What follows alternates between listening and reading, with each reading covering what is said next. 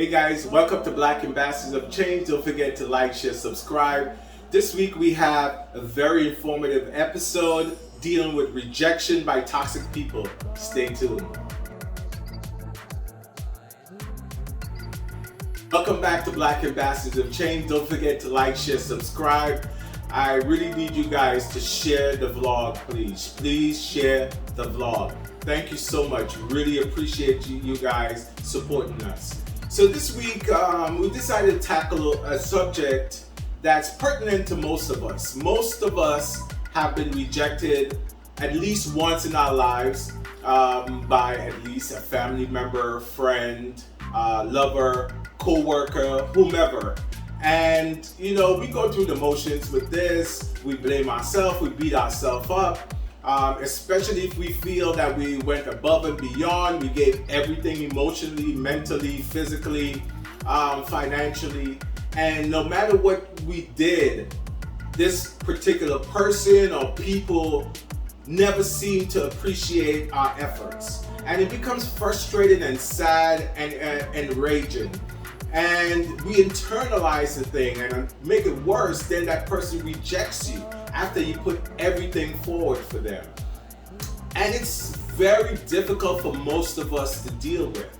We internalize it, we beat ourselves up, we withdraw from society, we become angry. We become angry at even people that we shouldn't be angry at. And we don't allow ourselves to be open and welcoming to positive, nurturing relationships. You know, being rejected by someone doesn't say a lot about you necessarily, unless you've been doing things that's not conducive to a healthy relationship. Being rejected by someone, if you've been doing the positive things, have a lot more to do with that person and a lot less to do with you. And that's something I really want to nail into your brain. We all have been there. We all blamed ourselves for things we have no business blaming ourselves over. You know, somebody tell us something, somebody treat us badly, somebody betrayed our trust, and we somehow think it's our fault. We somehow think if we treated that person a little bit differently, if we did something differently. And I'm here to tell you it's not your fault. It's that person who is dealing with their own demons. It's that person who's dealing with their own insecurities. It's that person who don't know how to deal with their feelings and in turn decide to hurt you before they feel they may get hurt. I'm here to tell you, you're deserving of love.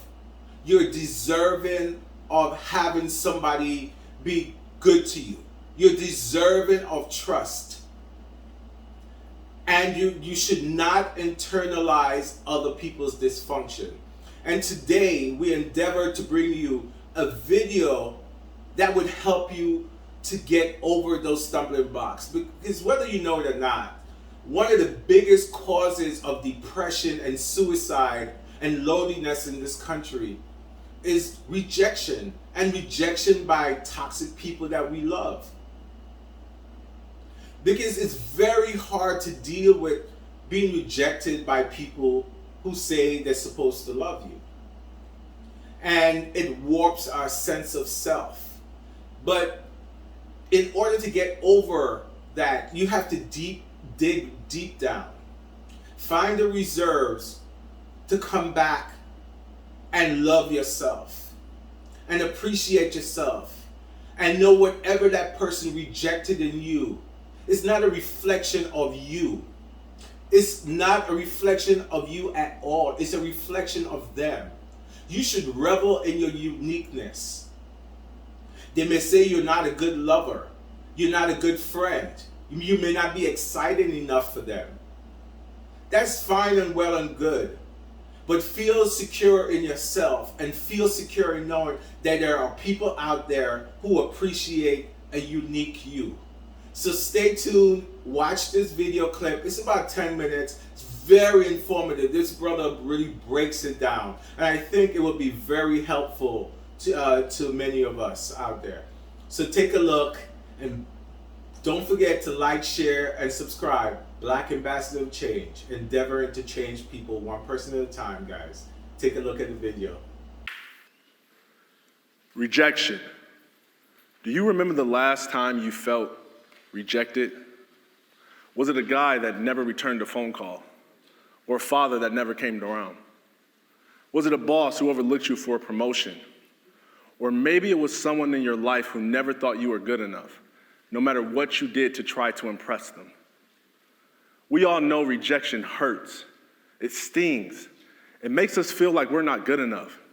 It causes us to question ourselves and doubt our future. I submit to you that rejection isn't something we should be afraid of. And it sure isn't something that should make us get discouraged, depressed, or work unhealthy amounts of hours just to prove to the world that we are somebody worth loving and paying attention to. Rather, rejection is our friend and not our enemy. I'm going to share 2 ways that we can see rejection in order to leverage those moments of pain to be the greatest catalyst to our success and proof of our value and uniqueness.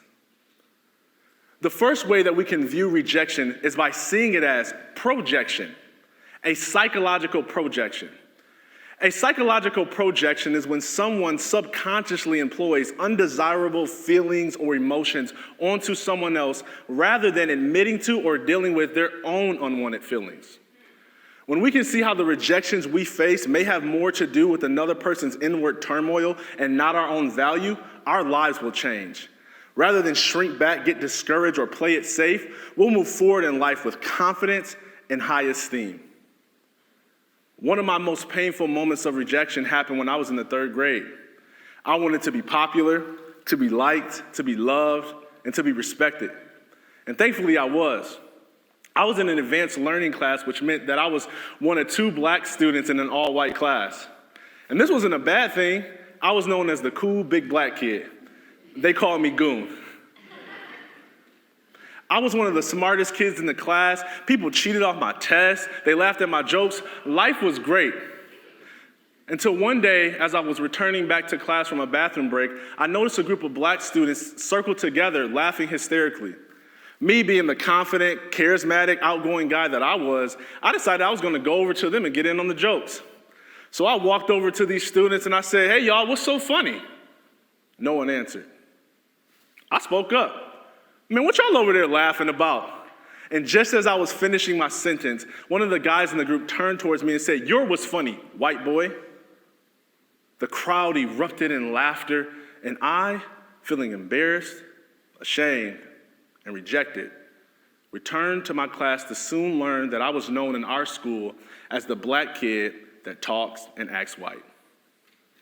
I allowed that moment of rejection to diminish my confidence and my self-esteem. Rather than celebrate my own uniqueness, I began a long journey of changing who I was to fit in with this black community. I changed the way that I dressed, the way that I talked, the music I listened to. I even changed the way that I laughed. I started skipping school, selling drugs, and making poor decisions, all because I wanted to gain their approval and their acceptance. And you know what? It worked. They accepted me. They embraced me. I got street cred. But deep down inside, I knew it wasn't me who they accepted. It was who I was pretending to be. And the more they adored this false version of me, the more rejected the real me felt the entire time. You see, I didn't understand that sometimes rejection is projection, a projection of someone's own fears and insecurities onto another person. Those students who made fun of me were deeply insecure. They were unsure of themselves. They were afraid to do anything outside of what their peers thought was acceptable. And because they didn't know how to be their unique selves, they projected their fears and insecurities onto me in the form of mockery and jokes. Because sometimes talking bad about others makes people feel better about themselves. If I would have been able to see their rejection as projection, I would have never taken their jokes personally. I wouldn't have wasted years of my life trying to earn their approval and their acceptance. I would have stayed true to who I was, and I probably would have felt more sorry for them than I was for myself.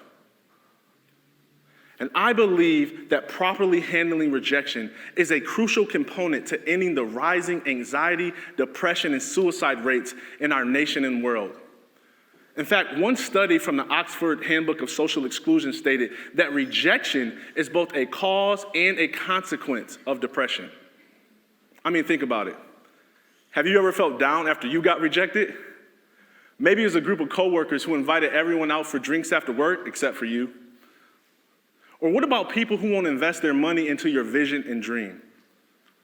Those are situations that cause people to dislike themselves, give up, gain a ton of weight from emotional eating, and binge watch Netflix. But I've learned that we don't have to allow rejection to make us do that crazy stuff. We can leverage our moments of rejections to produce confidence and success. I did. Once I discovered that the rejection I faced in the 3rd grade was actually a projection of those students' own issues, I was able to see the beauty in my own difference. Honestly, they had something right about me. I was the black kid that talked and acted white, and I still am. Being the black kid that talks and acts white has enabled me to be versatile as a speaker and work with people from all different walks of life.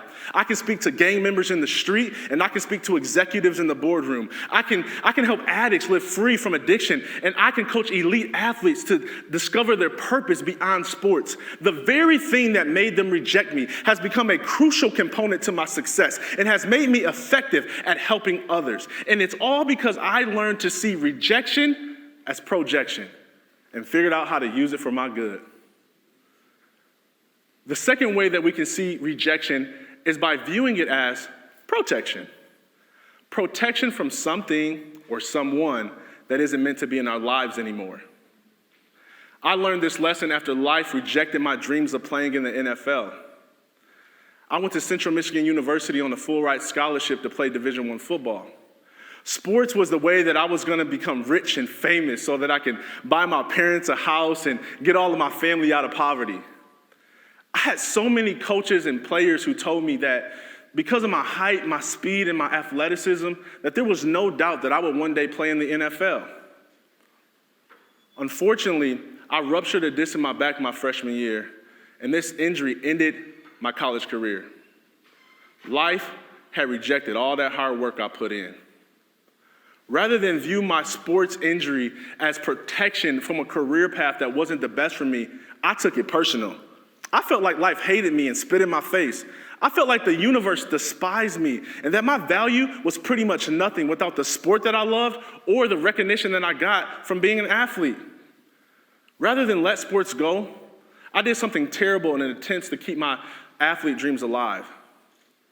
I signed a liability waiver and rehabilitated my body to once again play Division I football. I put my body through 2 years of drug addiction, pain, and sleepless nights because I couldn't face life on life's terms. No matter how many painkillers I took or how many epidural shots I got in my back, I couldn't avoid the reality that my career was finished. Nothing I did to avoid that rejection was working. I was so afraid to face rejection because I felt like it meant that I had no value and no future. I figured that since life completely rejected me and all the hard work that I put in to become a professional athlete, that I didn't just fail, but rather that I was a failure. This belief that I was a failure drove me into one of the darkest depressions of my life. I became suicidal because I thought it would be better to end my life than to deal with another painful moment of rejection. And so I would swallow whole bottles of pills in hopes that I wouldn't wake up the next day. I would get drunk and take a bunch of drugs and get in the car and drive, hoping that a car accident would end it all. It got so bad that I tried to starve myself, and I went from 275 pounds to 219 pounds in 4 weeks. And it's all because I didn't understand how to handle rejection. All these attempts at suicide landed me in a psychiatric unit in Detroit, Michigan.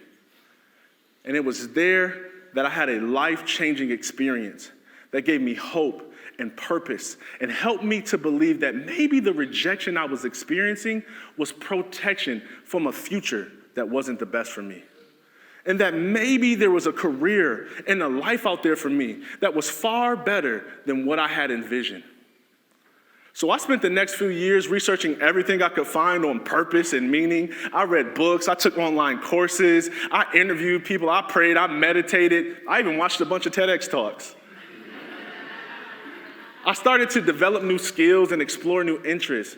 You know what? Over time, I built a life that I loved and even enjoyed more than my life as an athlete. And I would have never been able to do that if it wasn't for life completely rejecting, or should I say, protecting me from becoming a professional athlete. And I believe that the world needs to have the same perspective shift that I had when I was in the psychiatric unit. Rather than internalize rejection to mean that we're less valuable or that our future is unsure, we should view it as protection from something or someone that isn't meant to be in our lives anymore.